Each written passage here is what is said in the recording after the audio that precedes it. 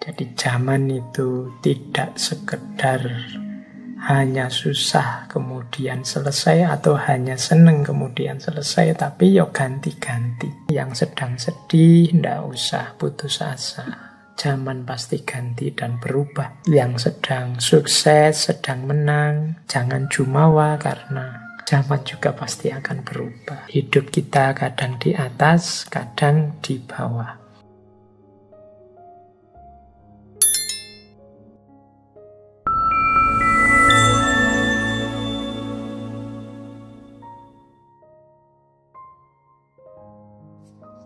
Bismillah. Assalamualaikum warahmatullahi wabarakatuh. Bismillah. Mari kita lanjutkan lagi ngaji filsafat kita.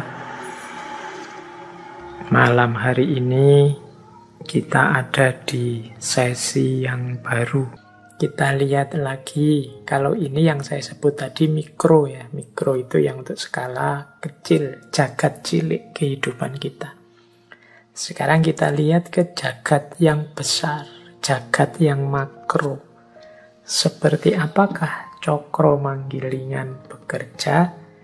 Kita ambil satu contoh, misalnya pendapatnya beliau Ronggowarsito tentang perputaran zaman. Bagaimana jagat besar ini berputar. Kalau di serat Kolothido, atau mungkin teman-teman bisalah membaca serat Centini, yang di situ juga banyak mengutip pandangannya Ronggowarsito. Jadi zaman ini berputar dari fase Kolothido, kemudian Kolobendu, dan akhirnya Kolosubo. Jadi ini sebenarnya fase-fase akhir zaman. Kalau dalam Ronggowarsito, jadi fase-fase zaman yang berputar dari lahirnya satu peradaban, satu budaya, sampai mengalami masa-masa akhir. Nah, masa-masa akhir itu diawali dari Kolothido. Zamannya beliau, Ronggowarsito sendiri itu beliau menyebutnya zaman beliau itu ya zaman Kolobendu yang diawali dari Kolothido. Jadi ada Kolothido, kemudian Kolobendu, dan nanti mengalami perbaikan saat Kolosubo. Kolothido itu zaman egoisme. Jadi ketika orang mengejar kesenangannya sendiri, kebaikan dan kebenaran diremehkan. Pembedaan-pembedaan, ini benar loh, itu salah. Ini adil loh, kalau yang itu tidak adil. Ini baik, kalau yang itu buruk. Itu sudah tidak lagi digubris.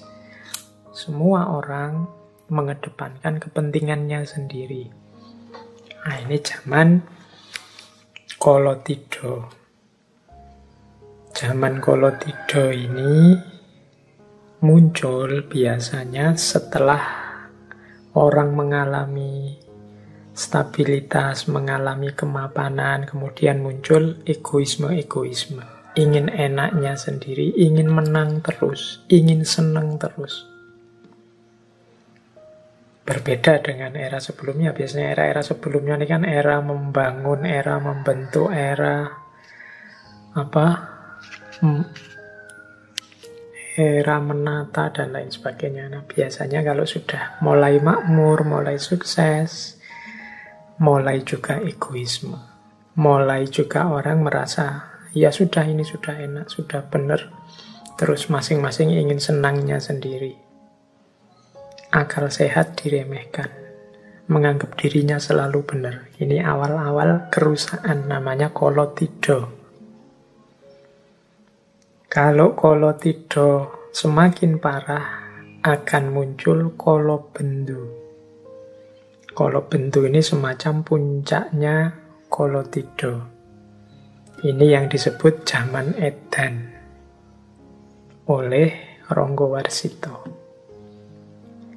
Jadi di zaman ini, di era Kolobendu ini, ya memang kelihatannya stabil, kelihatannya beres, tapi beres dalam ketidakberesan. Stabil tapi kelihatannya. Makanya ilustrasi zaman edan itu kan semua orang sudah edan. Kalau ndak ikut edan, ndak keduman. Maka semua ingin keduman. Akhirnya edan semua. Di kalangan orang edan semua, itu yang waras yang dianggap edan. Karena semua edan, yuk ketoke sama semua. Kelihatannya beres semua. Tapi beres dalam ketidaksadaran. Di antara cirinya, nanti teman-teman yuk boleh bacalah dulu, kita pernah sekilas juga membahas beliau Ronggo Warsito ini. Ketidakadilan didewakan demi kenyamanan sebagian orang. Kemewahan dipertontonkan. Jeritan yang lemah dan tertindas tidak dihiraukan. Penjahat dipandang sebagai pahlawan, dan orang yang jujur malah ditertawakan dan disingkirkan. Tata nilai dan tata kebenaran dijungkir balikkan. Ini zaman kalau bendu sudah. Yang baik dianggap penjahat, yang jahat dianggap pahlawan. Kebolak-balik tata nilainya. Yang tidak adil dipuji-puji, yang dizolimi dicela-cela kalau bentuk. Jadi tampaknya stabil, tapi kestabilan itu dalam ketidaksadaran. Ini menurut Ronggo Warsito cirinya zaman kalau bendu. Tapi ya karena dunia ini cokro manggilingan, pada saatnya kalau bendu juga akan berganti jadi kolo subuh. Jadi kolo subuh itu zaman solusi. Dari zaman gelap lahirlah zaman terang, namanya kolo subuh. Zaman stabilitas, zaman kemakmuran. Biasanya digambarkan akan muncul seorang tokoh yang hadir sebagai penyelamat, seorang ratu adil, yang dia ini dalam perjuangannya didukung oleh orang-orang yang selalu eling lan waspada. Ini kolo subuh. Jadi zaman cahaya ketika muncul seorang penyelamat, seorang ratu adil yang membebaskan semuanya dari kegelapan zaman kolo bendu. Nah, kolo subuh ini kan kemakmuran, ketentraman. Tapi juga tidak akan tetap begitu. Pada saatnya kolo subuh akan berganti jadi kolo tido. Kolo tido akan berpuncak pada kolo bendu, dan di puncak kolo bendu akan muncul kolo subuh. Terus begitu. Itulah contoh cokro manggilingan. Jadi zaman itu tidak sekedar hanya susah kemudian selesai, atau hanya seneng kemudian selesai, tapi yo ganti-ganti. Jadi ada kolo tido, ada kolo bendu, ada kolo subuh. Kolo subuh juga akan nanti muncul orang-orang egois mencari senangnya sendiri, tidak peduli baik buruk benar salah. Lahirlah kolo tido. Kolo tido semakin parah, muncullah kolo bendu. Pada puncaknya kalau bendu muncul tokoh yang menyelamatkan. Disitulah kolo subuh lahir. Nah, jadi inilah perputaran zaman secara cokro manggilingan. Makanya teman-teman menyikapi kalau kita punya visi cokro manggilingan ini, yang sedang sedih ndak usah putus asa. Zaman pasti ganti dan berubah. Yang sedang sukses, sedang menang, jangan jumawa karena zaman juga pasti akan berubah. Hidup kita kadang di atas, kadang di bawah. Baik. Kalau tentang 3 ini teman-teman boleh kembali lagi mencari serat kolo tido, atau hari ini kan banyak itu tulisan-tulisan, atau mungkin video-video YouTube yang membahas tentang Ronggowarsito dan ramalan-ramalan akhir zaman versi para pujangga Jawa. Oke, kita lanjutkan. Nah, dalam tradisi falsafah hidup Jawa ada konsep juga cara menyikapi cokro manggilingan. Ketika kita menyadari bahwa hidup ini berputar, hidup ini tidak statis, tapi selalu bergerak, berubah, dan dinamis, apa yang harus kita pedomani? Ada istilah dalam budaya Jawa namanya Triwikromo. Triwikromo ini ada yang mengartikan keteguhan hati, ada yang mengartikan alam. Jadi Triwikromo itu 3 prinsip, 3 ranah dalam hidup kita yang harus kita taklukkan. Yaitu masa lalu, masa kini, dan masa depan. Menghadapi hidup yang berputar, kadang di atas, kadang di bawah, yang selalu berubah, senjata kita adalah Triwikromo. Menguasai masa kini, masa depan, dan juga masa lalu. Prinsipnya apa? Bagaimana cara kita menguasai? Nah, cara menguasai atau prinsip-prinsipnya adalah yang pertama, kita harus selalu ingat bahwa yang kita rasakan saat ini adalah buah dari yang kita lakukan di masa lalu.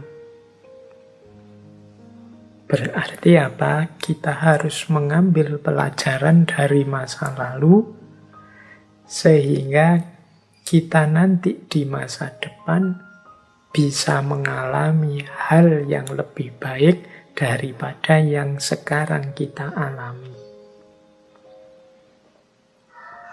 Saya sudah enak kok, Pak.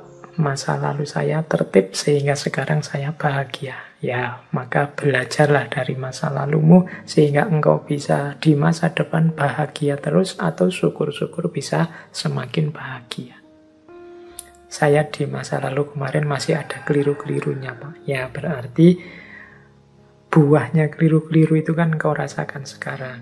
Maka lakukan perbaikan saat ini biar nanti kalian di masa depan tidak merasakan buahnya keliru-kelirumu seperti yang kau rasakan sekarang. Jadi itu prinsip pertamanya itu. Ya, nyambung dengan prinsip yang kedua. Kalau prinsip yang kedua, yang kita lakukan sekarang akan kita nikmati buahnya di masa depan. Ini sama. Jadi apa yang kita lakukan sekarang, ya siap-siap menerima hasilnya di masa depan. Jadi kalau diringkas dengan satu kata, Triwikromo itu menaklukkan masa lalu, masa kini, masa depan dengan cara belajar dari masa lalu, memperbaiki masa kini demi lebih baik di masa depan. Inilah cara kita menaklukkan 3 masa. Jangan sampai kita jatuh di lubang yang sama. Berarti kita tidak belajar dari masa lalu, apalagi tambah lebih jelek dari kemarin. Nah, itu berarti ya kita tidak belajar dari masa lalu. Kalau dalam Islam itu kan jelas, Muslim itu yaumuhu khairun min amsihi. Hari-harinya saat ini itu lebih baik dari kemarin. Dan hari besok lebih baik, harus kita pastikan lebih baik dari hari ini. Tidak boleh sama saja. Kalau sama saja kita disebut orang yang rugi. Dan kalau lebih jelek, kita disebut orang yang terlaknat. Maka ayo hati-hati mengelola masa, mengelola waktu. Waktu bisa menjadi teman kita yang paling ampuh, paling dahsyat, tapi sebaliknya dia juga bisa jadi musuh kita yang paling menghancurkan. Mari kita taklukkan lewat Triwikromo dengan cara tidak sembrono. Kita hidup hari ini dengan belajar dari kesalahan-kesalahan di masa lalu untuk mendapatkan buah yang lebih baik di masa depan. Jadi ini rumus pokoknya menghadapi cokro manggilingan. Oke, kita lanjutkan. Nah, selanjutnya bagaimana sih terjemahan dari cokro manggilingan ini dalam kehidupan nyata? Kalau tadi kan prinsipnya Triwikromo. Dalam kehidupan nyata, bagaimana kita memedomani cokro manggilingan ini? Yang pertama, di kalangan masyarakat Jawa dikenal pandangan bahwa hidup kita ini adalah sumbernya berasal dari Tuhan dan nanti akan kembali kepadanya. Sangkan paraning dumadi. Jadi darinya menuju kembali kepadanya. Kalau dalam Islam teman-teman yo kenalnya innalillahi wa inna ilaihi roji'un.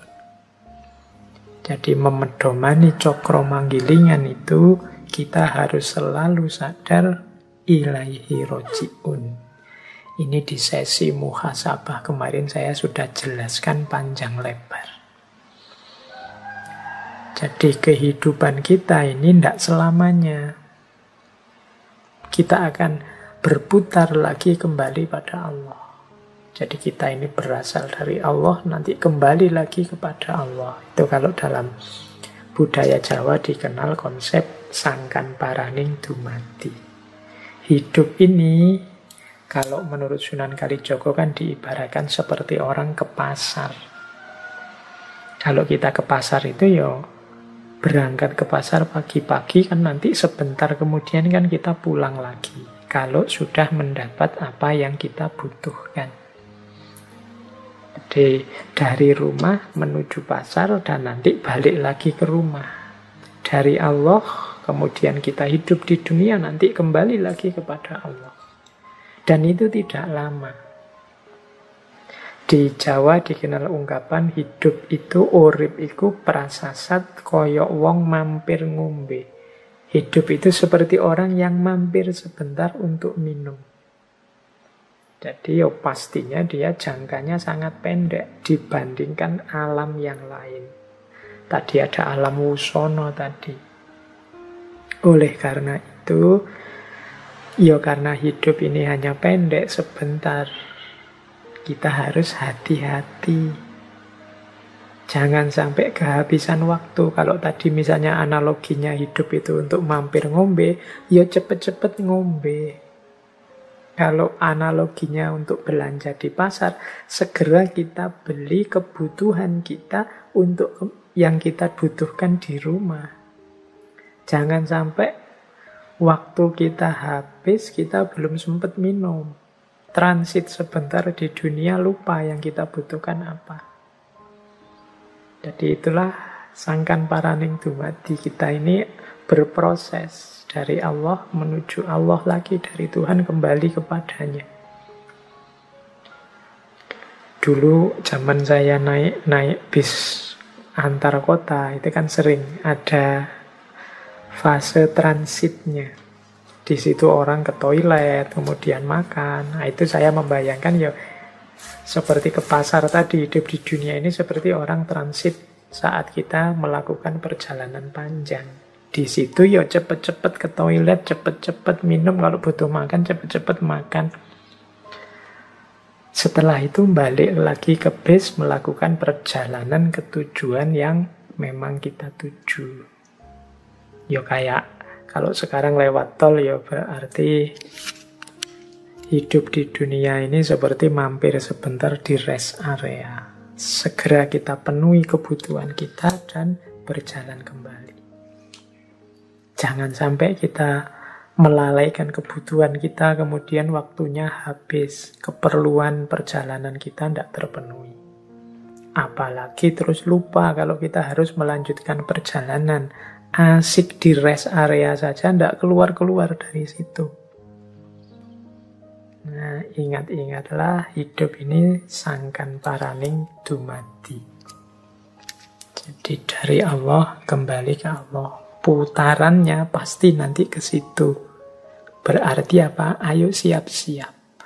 Ayo memenuhi apa saja yang kita butuhkan untuk ketemu yang sejati.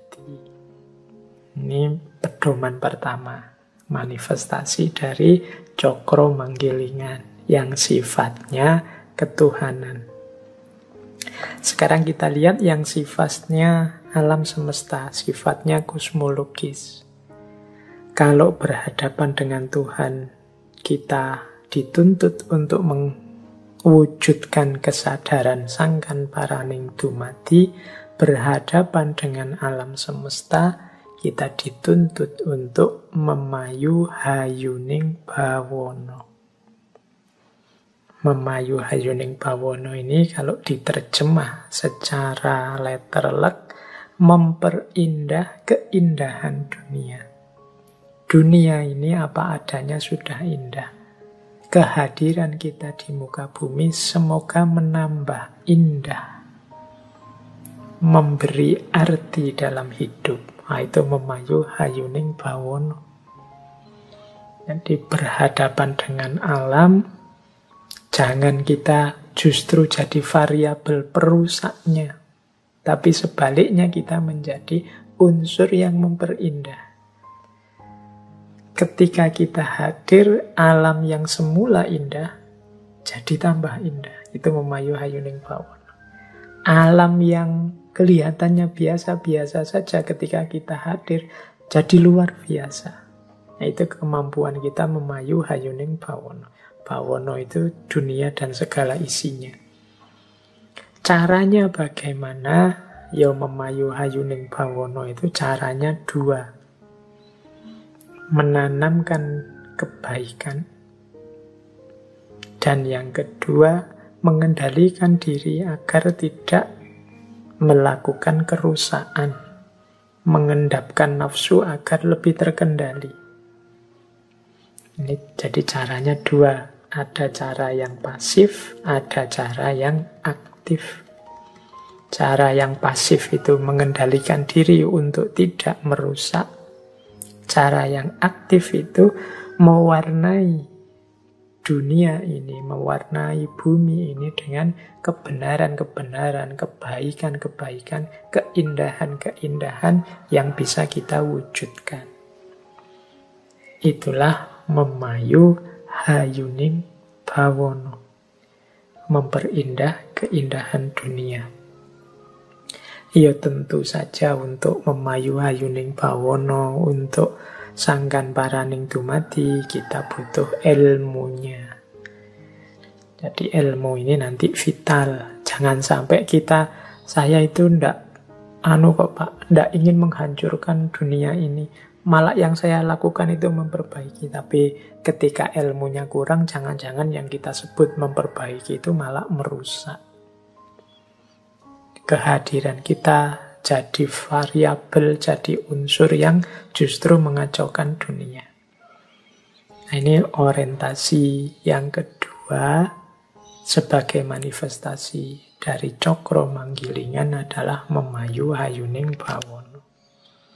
Kalau tadi kesadaran bahwa akhirnya kita akan kembali kepada Tuhan, sehingga hidup kita harus tidak terlena, harus selalu waspada, tidak mudah menyia-nyiakan waktu untuk senang-senang saja karena kita punya misi sangkan paraning dumadi.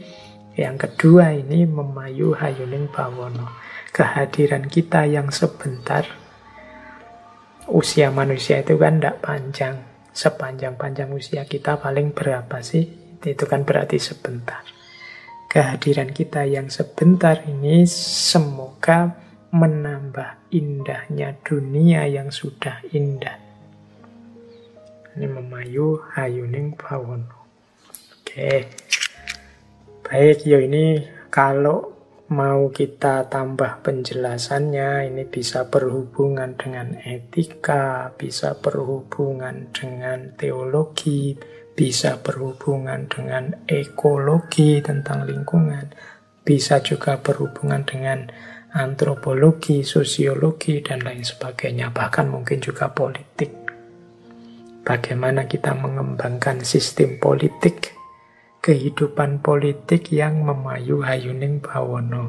Bagaimana kita mewujudkan hidup berbudaya yang memayu hayuning bawana. Bagaimana kita membentuk kosmos, kita menyikapi kehadiran kita di alam semesta yang memayu hayuning bawana. Inilah prinsip-prinsip dasar kehidupan Jawa yang antara lain bersumber dari falsafah Cokro-Manggilingan. Nah, sekarang yang ketiga. Ini juga lanjutannya, orientasi hidup berdasarkan Cokro-Manggilingan. Kalau ini secara psikologis. Kalau tadi kosmologis itu tentang alam yang memayu hayuning bawana. Sebelumnya teologis berhubungan dengan Tuhan, sangkan paraning dumati. Kalau ini secara psikologis, kejiwaan manusia yang berhubungan dengan Cokro-Manggilingan. Ini saya pinjam dari Ki Ageng Suryomentara. Dulu pernah kita bahas panjang lebar tentang beliau ini. Silahkan dicari rekamannya.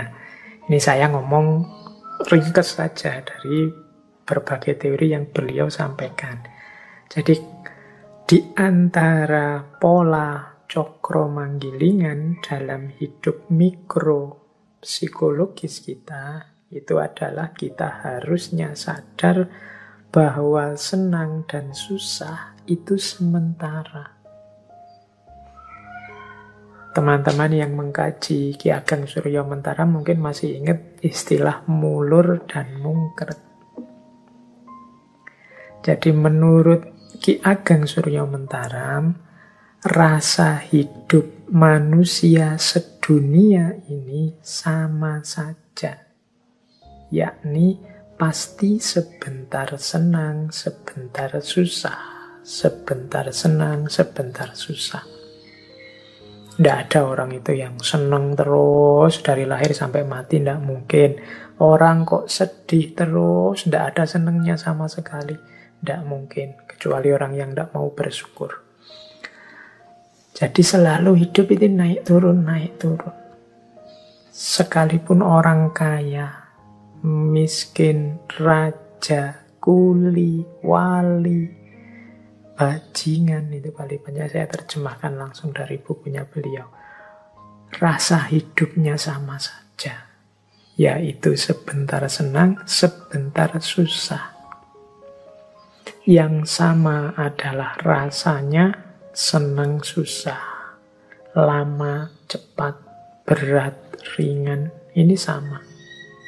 Sedangkan yang berbeda adalah yang disenangi apa. Cuma itu saja yang berbeda. Ada orang yang senangnya punya teman banyak, ada orang yang senangnya punya uang banyak, ada orang yang senangnya kalau ibadah, ada orang yang senangnya kalau rekreasi. Kalau ini beda-beda. Tapi rasa sebentar senang, sebentar susah, ini semua orang sama. Oleh karena itu, kata Ki Ageng Suryomentara, kalau kita sadar seperti ini, hidup slow saja, santai saja.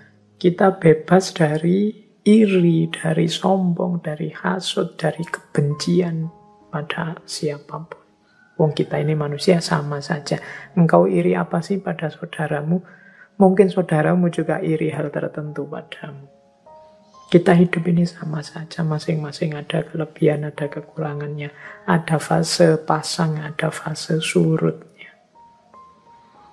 Jadi hidup ini mari kita sikapi biasa saja, santai saja, kalau bahasanya anak-anak hari ini slow wae, karena semua orang sama saja. Tidak ada orang yang senang terus atau susah terus. Tidak usah iri, tidak usah dengki, tidak usah sombong. Coba dilihat putaran gambar itu yang di slide itu, yang kalau ini yang teori mulur mungkret tadi dari Ki Ageng Surya Mentaram, untuk menggambarkan mengapa kok orang itu selalu ada senang dan susahnya. Ini bulatan ini silahkan dimulai dari mana saja. Misalnya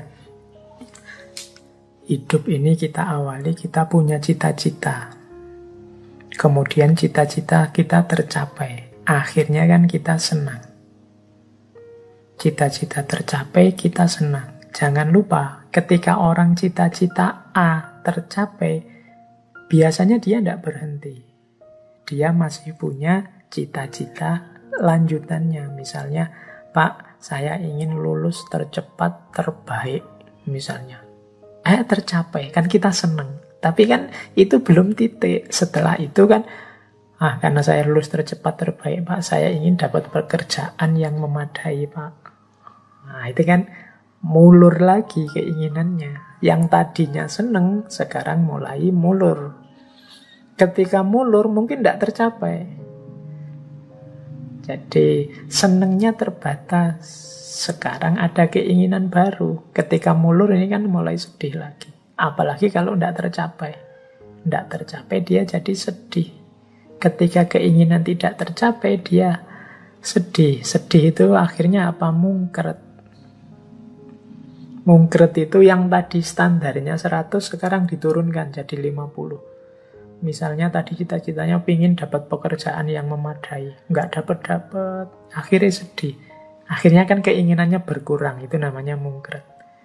Misalnya, sudahlah Pak, nggak harus pekerjaan yang apa-apalah, yang penting ada pekerjaan saja, saya punya penghasilan saja, sudah bersyukur kok Pak. Nah, ketika mungkret berkurang, akhirnya tercapai. Wong ya asal ndak males saja kan pekerjaan banyak. Ketika tercapai seneng. Ketika sudah seneng kan terus mulur lagi.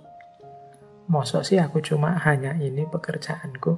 Kalau semakin ditambah mungkin semakin enak untuk hidupku. Nambah lagi, mulur lagi. Mungkin tidak tercapai lagi, akhirnya sedih. Ketika sedih, mungkret lagi, menyusut keinginannya. Nah, ketika menyusut tercapai terus seneng. Ketika seneng, berkembang keinginannya. Mulur. Tidak tercapai, akhirnya sedih. Menyusut. Ketika menyusut, tercapai. Hidup ini ya siklus antara seneng dan susah. Dinikmati saja prosesnya, perjalanannya. Nah, ini nasihat dari Ki Ageng Surya Mentaram. Ini ada kalimat yang saya suka dari beliau, malam hari ini saya bawa. Kata beliau, Ki Ageng Surya Mentaram, di atas bumi ini dan di kolong langit ini tidak ada barang yang pantas dicari, dihindari, atau ditolak secara mati-matian. Meskipun demikian, manusia itu selalu berusaha mati-matian untuk mencari, menghindari, atau menolak sesuatu. Walaupun kadang memang tidak sepantasnya dicari, ditolak, atau dihindari. Padahal apa yang dicari atau ditolaknya itu tidak menyebabkan orang bahagia dan senang selamanya, atau susah dan celaka selamanya. Tetapi pada waktu orang menginginkan sesuatu, pasti ia mengira atau berpendapat bahwa jika keinginanku tercapai, tentulah aku bahagia dan senang selamanya. Dan jika tidak tercapai, tentulah aku celaka dan susah selamanya. Ini karakternya manusia. Padahal menurut Ki Ageng Surya Mentaram, mbok yo jangan begitu. Menginginkan sesuatu boleh. Tidak suka atau menolak sesuatu boleh. Tapi tidak harus semati-matian itu.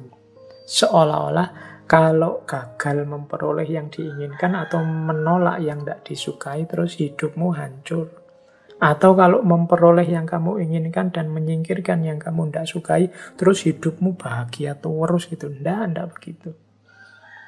Hidup tetap akan siklus, kadang seneng, kadang susah. Kadang-kadang kita kan begitu, pokoknya Pak, kalau saya diterima jadi PNS ini misalnya ya, wah sudahlah selesai hidup saya Pak, sudah bahagia terjamin sampai anak-anak cucu nanti. Atau kalau saya berhasil menikahi dia Pak, wah sudah, hidup saya mesti tidak ada susahnya, seneng terus bahagia terus. Atau kalau saya punya uang 10 miliar saja Pak, wah pasti hidup saya itu ketawa terus, nggak ada sedihnya sama sekali. Kita kan sering punya rasa seperti itu. Atau menolak, wah pokoknya jangan dengan teman saya itu deh Pak, saya akan mati-matian menghindar. Karena teman saya itu tidak cocok sama saya benci sekali sama dia. Semoga dia, kita akan menolak mati-matian. Janganlah Pak kalau kerja di sana itu menurut saya, kita nolak mati-matian. Janganlah Pak kalau menikah dengan dia Pak, saya sudah lama tidak suka dengan perempuan seperti itu, bukan tipe saya. Terus kamu tolak mati-matian. Itu kan kebiasaan kita begitu. Pak Ki Ageng Surya Mentara mengingatkan Mbok Yo jangan begitu. Jangan keterlaluan. Keterlaluan mencari atau keterlaluan menghindari. Seolah-olah kalau berhasil yang engkau cari, hidupmu bahagia selamanya, atau sebaliknya. Kalau tidak berhasil menolak yang engkau benci, hidupmu susah selamanya. Tidaklah. Hidup itu akan selalu gilir berganti antara senang dan susah. Baik, teman-teman, kita lanjutkan.